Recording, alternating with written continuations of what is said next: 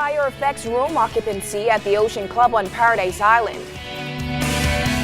And coming up in sports, two Family Island preseason basketball tournaments close out.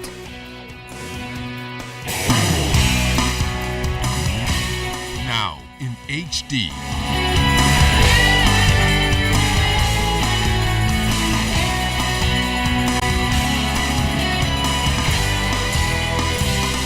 ZNS Network presents The Bahamas Tonight.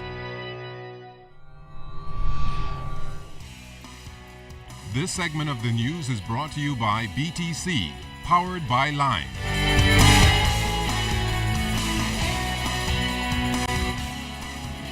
Welcome to the Bahamas Tonight, the weekend edition. Good Sunday evening, Bahamas. I'm Charisma Robinson. It's always great to have you join us. We begin tonight with news from Family Islands. Economic growth for the island of San Salvador set to begin soon. Prime Minister Perry Christie expected to sign a heads of agreement for the further expansion of Club Med on that southern island tomorrow. The expansion includes the increase of the property's room inventory with the construction of condos and cottages, significantly improving the island's tourism product. Member of Parliament for San Salvador Deputy Prime Minister the Honorable Philip Davis told us in a phone interview today that he's excited about this new investment.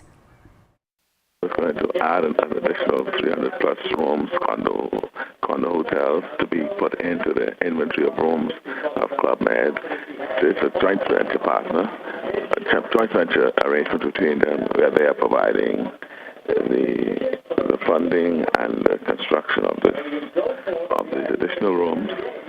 And we expect that marriage between that partnership will only bode well to bear much fruits for the whole San Salvador in particular and the Bahamas in general. Stay tuned to the ZNS Network for live coverage of the ceremony that is expected to begin at noon tomorrow.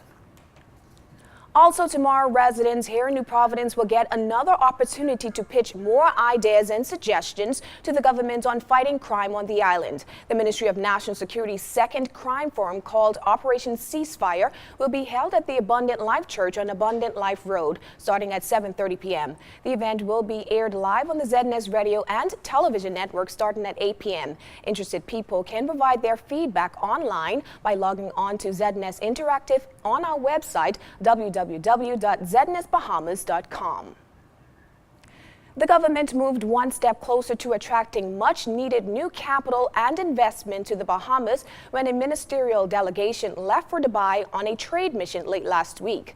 This trade mission, which is being led by Foreign Affairs Minister the Honorable Fred Mitchell, is a follow-up to a diplomatic trip made by the minister late last year to initiate formal diplomatic ties with that region of the world known for its disposable wealth, keen interest in cultural tourism development, and world-class telecommunications infrastructure.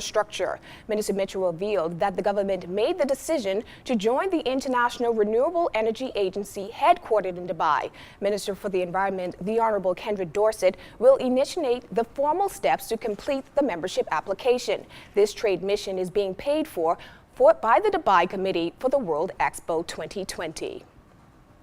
Guests at the one and only Ocean Club Resort on Paradise Island were evacuated last night after a fire erupted in one of the room blocks. According to a press release from resort officials, the fire started around 11:30 p.m. at the resort's Crescent Wing, but was contained to the roof. Police fire officials brought the fire under control a short time later. Following the evacuation, we're told that guests were either returned to their rooms or relocated. Resort officials confirmed no injuries were reported, and the resort is now fully operational except for the 10 rooms affected by the fire. Investigations into this matter continue.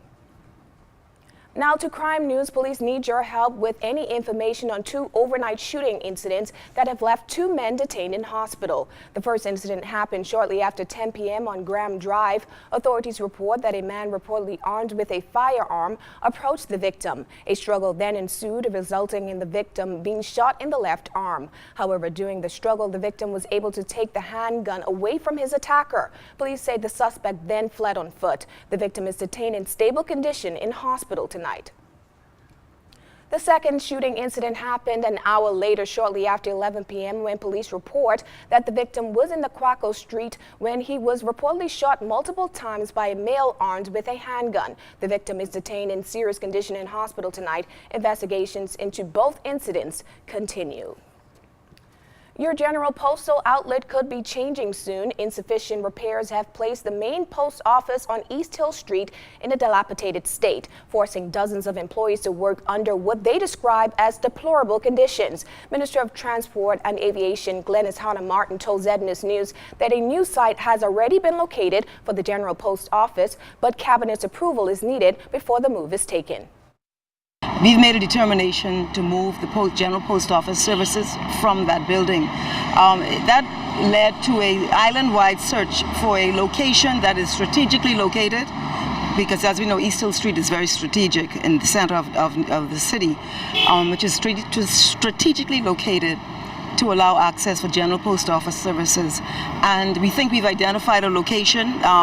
We're preparing now to go to Cabinet to get the green light to proceed with discussions and negotiations for the conclusion of an agreement for the use of those premises. Minister Hanna-Martin says despite the issues at the General Post Office, employees remain cooperative. We have now achieved currency in mail deliveries and sorting, which is an excellent achievement. And so in terms of performance, it has been excellent. And I think that the morale is as good as can be expected in difficult circumstances, with the understanding that we are working and doing all we can for the relocation of staff there. When the weekend edition continues, the countdown is on to the 2013 Junior Junkanoo Parade. That story and more coming up.